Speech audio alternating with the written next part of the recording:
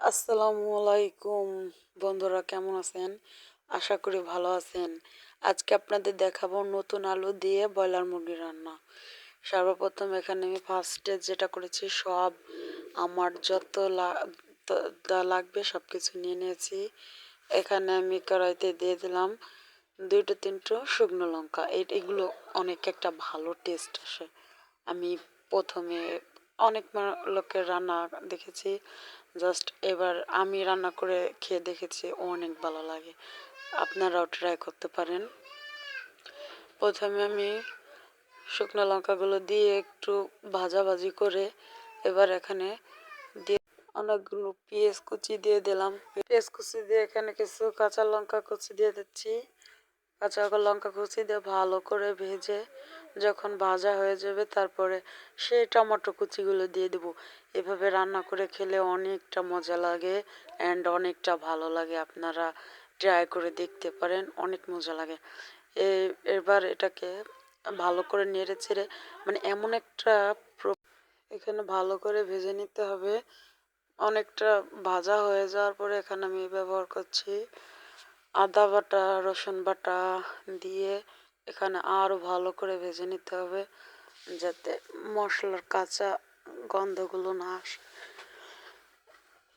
এখানে ভালো করে ভেজে এবার এতে একটু পানি দিয়ে দিলাম, যাতে যেহেতু আমি গুঁড়ো মশলা ব্যবহার করব না পুড়ে যায়। প্রথমে শুকনো লঙ্কার গুঁড়ো, এবার দিয়ে দিলাম হলুদ গুঁড়ো, এবার দিয়ে দেবো স্বাদ মতো লবণ। দেওয়া হয়ে গেলে এটাকে ভালো করে নাড়তে থাকবো যতক্ষণ অবধি তেল ভাসে না আসে। এবার এখানে দিয়ে দিলাম দারচিনি, এলাচ, ওই যে একটা আছে না নাকফুলের মতো, ওটার নাম জানি না, বাট তেল কম হয়ে গেছিলো তাই আর একটু তেল দিয়ে দিলাম। এখানে দিয়ে তেল উপরে উঠে আসতে এবারে এতে মাংস ছেড়ে দিয়ে ভালো করে নাড়াচাড়া করে দিতে হবে। নাড়াচাড়া করে আমি মাংসগুলো কিছুক্ষণ কষিয়ে নেব, যেহেতু নতুন আলু ব্যবহার করব এবং ছোট ছোট আলু ব্যবহার করব।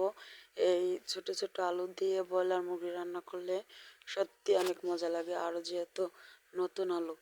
এবার দেখতে অনেক সুন্দর একটা কালার আসছে, দেখতেই পাচ্ছেন। এবার আমরা এটাকে কিছু একটা দিয়ে সুন্দর করে এটাকে ঢেকে দেব। এটা থেকে যে পানি উঠে আসবে ওটা দিয়েই সেদ্ধ হয়ে যাবে অ্যান্ড কষানো হয়ে যাবে। এটা গাবলা দিয়ে ঢেকে দিয়েছিলাম, গাবলাটা উঠিয়ে এবার ভালো করে দেখতে পাচ্ছেন কত পানি ছেড়েছে। ভালো করে নাড়াচাড়া করে মিশিয়ে দেবো, যেহেতু ভালো করে কষলেই আমি আলুটা দিয়ে দেবো। আর আমার ভিডিও আপনাদের কাছে কীরকম লাগে প্লিজ অবশ্যই। সুন্দর করে পানি ছেড়ে দেওয়ার পর আবারও গাবলা দিয়ে ঢেকে দেব। গাবলা দিয়ে ঢাকার পর গাবলাটা উঠিয়ে এখানে সেই ছোট ছোট নতুন আলুগুলো দিয়ে আরও ভালো করে নাড়াচাড়া করে মিশিয়ে নেব। আর আমার ভিডিও কেমন লাগে অবশ্যই আপনারা জানাবেন। ভালো লাগলে পেজটি ফলো করে দেবেন এবং ইউটিউব থেকে যারা দেখতেছেন চ্যানেলটি সাবস্ক্রাইব করে দেবেন। আমরা সবাই সবার জন্য পাশে থাকবো, সমস্যা নেই। আপনারা আর অনেকেই বলে ফলো দিতে, এরকম অনেক কথা বলে। তো আমি এইসবে বলবো কি, ওই সব কিছু বাদ দিয়ে আপনারা নিজের ভিডিওর কোয়ালিটি ভালো করবেন, অবশ্যই আপনার সব কিছু হয়ে যাবে। তো দেখেন কথা বলতে বলতে কত পানি উঠে এসেছে, আলু এবং মাংস দিয়ে অনেক পানি উঠে এসেছে। এটা দিয়ে আমার করা হয়ে গেছে কষানো। এবার কষানো হয়ে গেছে, আমি এখানে কিছু পানি অ্যাড করে দিতেছি। আমি যেহেতু নতুন আলু, এই তরকারিটা ঝোল ঝোল করলে অবশ্যই অনেক ভালো লাগবে।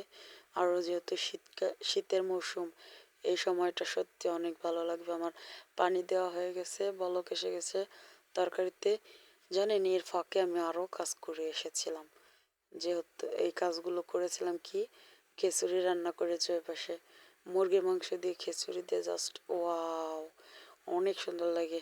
এখানে জিরে গুঁড়ো দিয়ে দিলাম, জিরে গুঁড়ো দিয়ে এটা হচ্ছে আমার তরকারির ফাইনাল লুক। কারেন্টে রাইস কুকারে খিচুড়ি